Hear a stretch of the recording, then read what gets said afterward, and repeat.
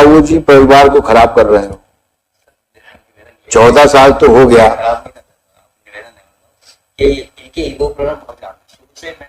बेटा बाबा के साथ जाओगी? अब वो बोल रही है जाना चाहती बाबा के साथ। इनके फादर हैं कहाँ? कहाँ फादर आपके? बुलाओ उनको। पिछली बार एक बार उनको आने दो। बुलाइए फादर करते हैं आप भी पढ़े लिखे हो, आप भी संधि पढ़े लिखे हैं, दामाद पढ़ा लिखा है, लड़की पढ़ी लिखी है, तो इतना पढ़ना लिखना तो बेकार हो गया। मैंने आपसे रिक्वेस्ट किया था पिछली बार। रिक्वेस्ट है कि सर मैं अगर आप ऐसे कहेंगे तो फिर करके मर जाऊंगा शायद। आप एक बार में मुझे नहीं, मैं कुछ सलाह दूंगा आपको। ये आपका, हम तो केवल आपको रिक्वेस्ट कर सकते हैं कि कम से कम एक परिवार को टूटने से बचा सके हम लोग। मैं इतना बोल चुका हूँ, 14-15 साल से जुडिशियल प्रोसेस में नहीं गिना हुआ हूँ, और अगर इनको रहना होता तो कोर्ट कभी रखवा नहीं सकता किसी को। अगर पर्सनली खुद इनका रहने का मन होता तो मैं गुजरात रहा, मैं दिल्ली रहा, ग्वालियर भी रहा, कभी शिमला रहा, हर जगह इन्होंने आरटीआई लगाई, कोशिश कभी करी नहीं रहने की, एक बार भी नहीं करी। आज की डेट में भी देखिए सेक्शन 31 लगाया वसूली का, घर के घर में पैसा लेने के लिए वो लगाया। किसी केस में देखिए ऐसा है, 24 लाख के अराउंड में दे चुका हूँ। देखो होता क्या, कमी नहीं होती। होता क्या है कि सारी प्रॉब्लम्स माइंडसेट की होती है। अब आप दोनों के बीच कोई झगड़ा हुआ, समझदारी इसमें है कि दोनों आपस में बैठ करके सुलझा लो। सुनना है तो समझो बात। शुरुआत कहां से होती है? झगड़ा हुआ, अब सुलझाने की बात तो दूर हुई, एक दूसरे को नीचा दिखाने के लिए ईगो फाइट शुरू हो जाती है। और कहीं खुदा न खास्ता माँ बाप बीच में आ गए और उन्होंने कुछ माचिस की तिल्ली लगा दी तो वो और एग्रीमेंट हो जाता है। फिर कुछ रिश्तेदार आ जाते हैं,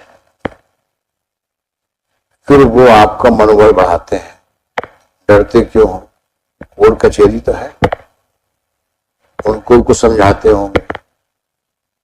अब आपका दिमाग टोटल कंफ्यूज है दोनों का। अब झगड़ा तो दूर हो गया, अब पूरा आपको जो डायरेक्शन मिल रहा है वो लड़ने का मिल रहा है। ऐसे ही होता ही है। और उसके बावजूद मुकदमे होते क्या है? अगर समझदारी से काम ले आदमी तो मुकदमे होने की गुंजाइश ही नहीं होती। अब आप इसी प्रॉब्लम है, आप कहोगे साहब ये तैयार नहीं थे, ये कहेंगे ये तैयार नहीं थे। ये कहा जाता है there are no facts, it's all interpretations. क्यों कहा जाता है? क्योंकि आपके हिसाब से जो सही है उसको आप सही मानते हो, इनके हिसाब से जो सही उसको ये सही मानती है। तो जब ऐसी सिचुएशन होती है तो सही क्या है ये जानना बड़ा मुश्किल हो जाता है। जब म्यूचुअल रिजोल्यूशन एफर्ट्स बनते हैं फॉर रिकंसिलिएशन, इसीलिए हम लोग मेडिटेशन बैठाते हैं। आप सुनिए मेरी बात को, आप लगता है ज्यादा तैयार होके आए हैं, बात आप तय करके आए हो कि और नहीं सुनना है हमको। आप इतने एक्साइटेड क्यों हो रहे हो? मैं तो समझ गया आपकी बात को। आप उन्होंने बहुत हैरास किया, 12 मुकदमे लगा दिए, आप जीवन शून्य हो गए हैं, जीवन व्यर्थ हो गया है आपका। आप पता नहीं शायद अभी ये कहने वाले हो साहब आप, मैं तो अब मोक्ष लेने वाला हूं, मुझे जीवन नहीं जीना है, शायद कहने वाले हो अब आप। यानी मेरे को समझ में ये नहीं आता कि इतनी ज्यादा हॉस्टिलिटी करके आखिर तुम रहोगे कहां? अगर आज तुम इनसे अलग भी हो जाते हो करोगे क्या? तुम कितने साल के हो गए हो?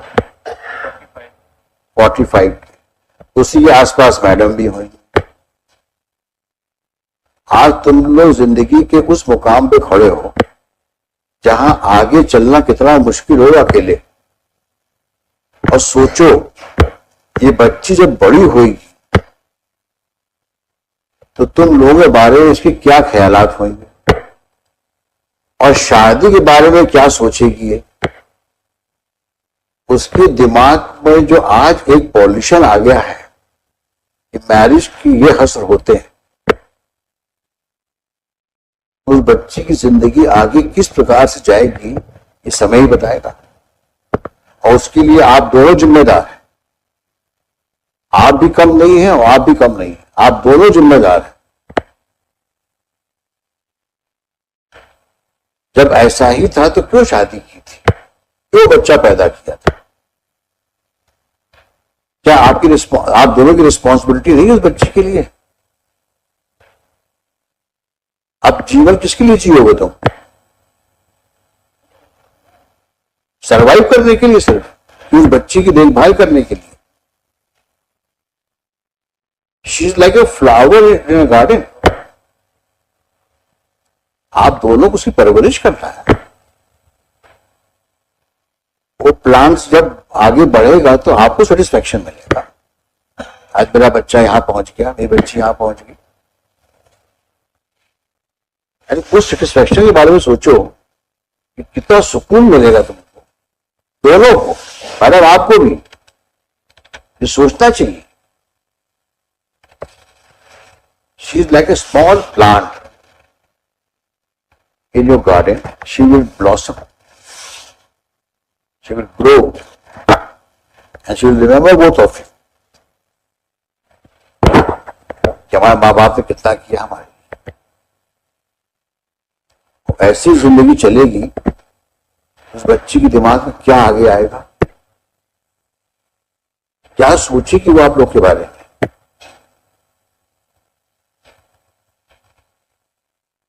बच्चों की और बुजुर्गों की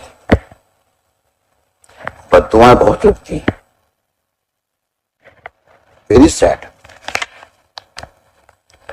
आप मत रहिए साथ में, लेकिन बड़ा गलत कर रहे हैं बच्चे के साथ आप।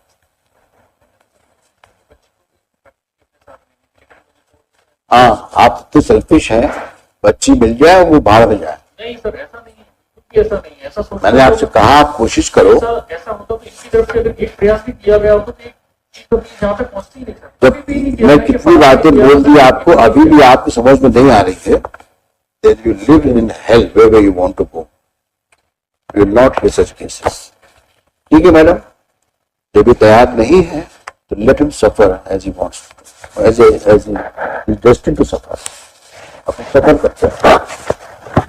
कुछ नहीं मिल सकता कहीं से, ईश्वर को कुछ नहीं देगा। बच्चों का ख्याल नहीं है तो मैं किसका ख्याल होगा? I doubt you are a normal human being.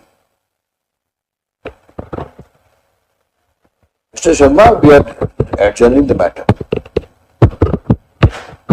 He is determined not to keep her. And I congratulate both of you, lawyers, keep on fighting. आप भी लड़ो, आप भी लड़ो। और देखो कहां तक जाता है मसला। सॉरी मैडम, आपका परसुएशन काम नहीं आ रहा है। आपने किससे बात करी? आपने किससे बात करी आप बताएं? आपने अपने फादर इन लॉ से बात करी, मदर इन लॉ से बात करी है? फादर इन लॉ की बात हुई थी। हाँ, तो ये सब बात हुई थी। आपने कहा बहुत जी माना चाहते हैं। क्या बोले वो? मैंने ये कहा कि आपने खाना खा लिया। You shut up.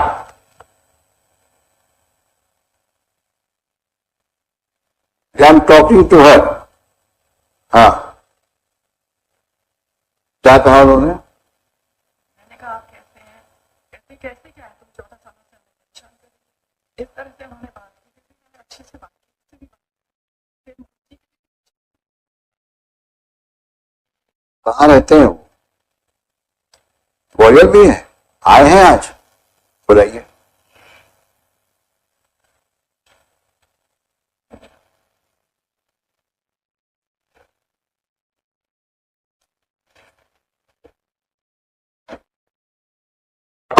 ये वो क्यों बाबूजी परिवार को खराब कर रहे हो?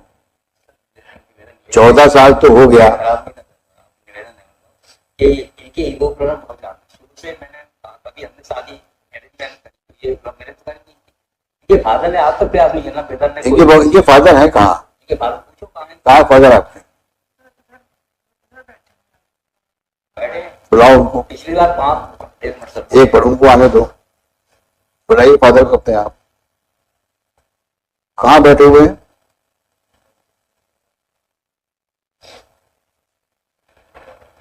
आप क्या करते हो बाबूजी? मैं सर रिटायर्ड होते हैं, 14 साल हो गए। क्या करते थे आप? मैं ग्रामीण बैंक, कृषि ग्रामीण बैंक, हम्म? कृषि ग्रामीण बैंक। अच्छा, ग्रामीण बैंक में थे आप। हम आपकी दुख और पीड़ा को समझते हैं। सर मैं निवेदन 5 साल पहले, 6 साल पहले इसी कोर्ट में जज साहब ने आदेश किया था कि आप लोग जाके फादर से आप लोग जाके बात करिए। तो मैंने सब ठीक है, हम तैयार, हम तो अभी तैयार दे जाने करने में तैयार, लेकिन आप गारंटी दीजिए कि ये हाइपर इतनी हो जाती है। मेरे को मारा इनके फादर के सामने, मैं गिलास पानी फेंकते ऊपर फेंका, तो देखिए आप मेरे को बोल दीजिए। तो कैसा नहीं करते? ऐसे ऐसे बात करोगे? आप उनको बोलने दीजिए ना आप। मेरे को पानी फेंकने के फादर के सामने, और मेरे को एकदम काला रंग पकड़ लिया। मैंने देखिए पिताजी इनके फादर बोला, मैंने देखिए क्या क्या तमीज है। मेरी भी लड़की है, 22 साल हो गए, कोटा राजस्थान में रहती है, उस पर 498 केस लगाया, यहाँ से हाईकोर्ट से हुआ, उसको खारिज किया, झूठे केस लगाए, 498 लगाए, वो सब खारिज हो गए, दूसरे लगाए। आपकी वाइफ कहाँ है? मेरी वाइफ स्वस्थ है? मैं स्वस्थ हूँ, बीमार रहती है। अभी घर में उनकी देखभाल कौन करता है? मैंने फोन लगाया, पूछा पापा जी क्या है? मैंने हाँ मैं ठीक हूँ, बस इतना ही बोला क्या है। और फिर बच्चे लगा दिया, दादाजी क्या मैं ठीक ना, मैंने सॉरी बोला, माफी मांगे, कुछ भी नथिंग। अच्छा, आपकी वाइफ की देखभाल कौन करता है? मैं ही करता हूँ, ये तो बाहर है, मैं और कोई घर में है महिला? नो बड़ी, मैं मोबाइल को। इस बच्ची को पहचानते हो? बच्चे को आज तक देखा नहीं, सुनी हम लोग बैठ जाकर बच्चे के दिमाग भर दादाजी खराब है, दादाजी बेकार, मतलब इसके दिमाग में ऐसा भर गया कि कभी देखती नहीं है। पूछो सामने खड़ी, आज तक पूछा, छोटी बच्ची जब भी आई, जो डोमेस्टिक वायलेंस घर पे आई तो धोती डाल के भेजा दी, हम लोग देख नहीं रहे। बेटा बाबा के साथ जाओगी?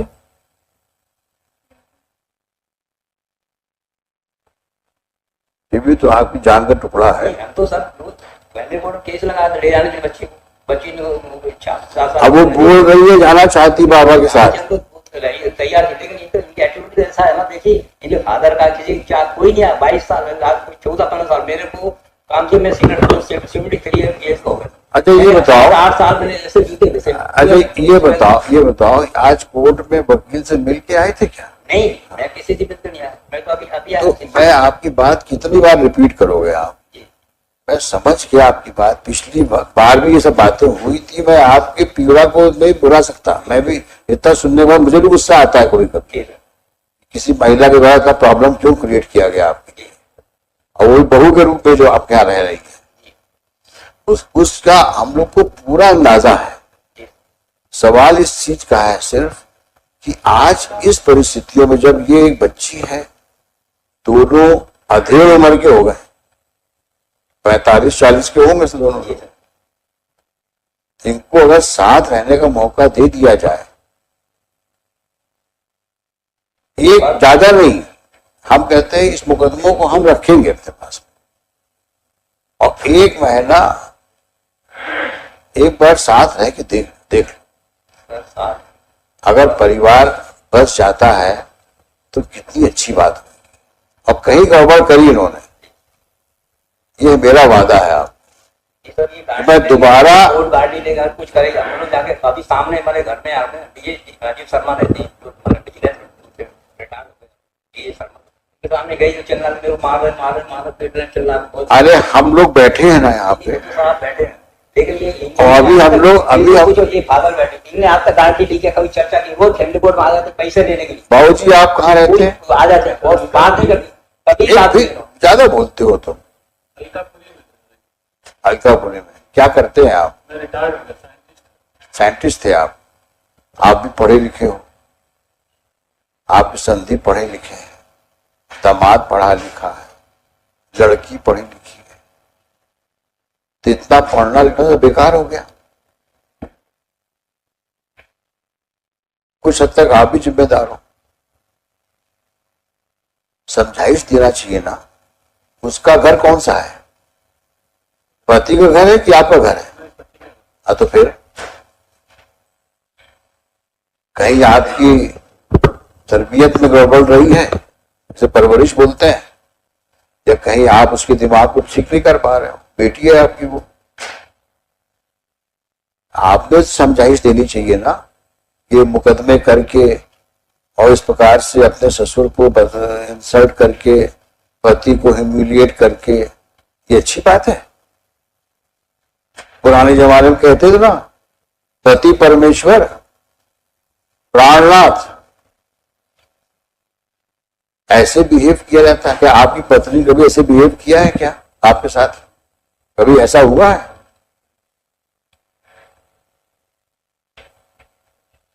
अगर आपके साथ ऐसा होता तो कैसा लगता आपको? फिर अब तो और भी बुरा लगना चाहिए कि आपकी बेटी के साथ ऐसा हो रहा है। कितने दुर्भाग्य की बात है कि आप पढ़े लिखे साइंटिस्ट फादर हो और आप उसको समझाइश नहीं दे पाए, उल्टे मुकदमे करवा रहे हो उससे। आप भी अपनी जिंदगी की शाम में चल रहे हो। कितने लड़के हैं आपके? तीनों बेटे की शादीशुदा होंगे। क्या हालात होंगे इनके आपके ना रहने पर? फिर तो समझाइश क्या देनी चाहिए आपको? बेटा अपने घर पे जाओ,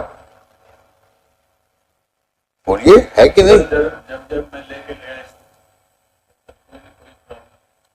मैं क्या बोल रहा हूं आपसे, दोनों तरफ प्रॉब्लम्स हैं और वो प्रॉब्लम्स पिछले समय की है। आगे देखो, आप दोनों बैठो, मैं तुमको साथ रहने दो अभी, लेकिन आप दोनों बैठो, आप दोनों समझी लोग बैठो। बाबू जी आप, हाँ, बैठे हम लोग, तो हमने कहा ये, मैंने कहा आप गारंटी। मैं तुमसे क्या बोल रहा हूं, अभी ठीक है, इन दोनों को मत साथ रहने दो, पहले आप दोनों बैठो, बातें करो पहले, ठीक है? आप जाएंगे इनके घर, आप इनके घर जाइए और इनसे बातचीत करिए और आप भी साथ में रहिएगा। अपने बाबू जी के साथ आप बैठिएगा और वो भी आएंगे, पूरी बात करिए, समझिए सिचुएशंस को और क्या चाहते हो। जितना दुख दर्द है सब एक दूसरे को बता दो, हल्के हो जाओ। ये वो प्रॉब्लम है, Not prepared. मेरा करवा दो, मेरा भाई बहुत बड़ी। I think you are the main culprit. You do not want them to live together. मैं कितनी बार बोल चुका हूं, मैं यहाँ पे मुकदमा डिसाइड नहीं कर रहा हूं। जिस दिन मुकदमा डिसाइड करने की बात आएगी तो मुझे 5 मिनट से ऊपर नहीं लगेगा। मुकदमों को मैं बहुत देर तक सुनने का जरूरत नहीं पड़ती मुझे। 10 मिनट इनको सुनूंगा, 10 मिनट इनको सुनूंगा और फैसला बोर्ड पे लिखा दूंगा। मुकदमे की मैं बात ही नहीं कर रहा हूं आपसे।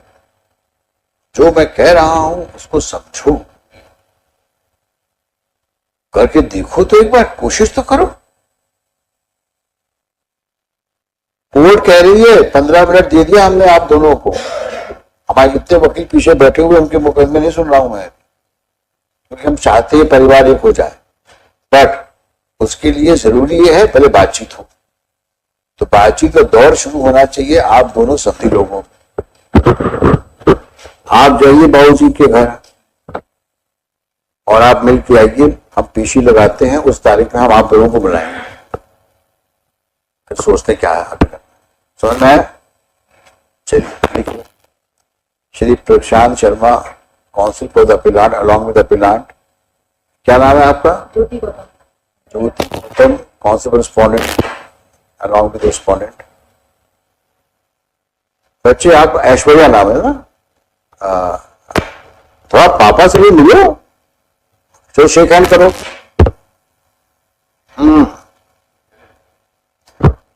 ब्लेस हर।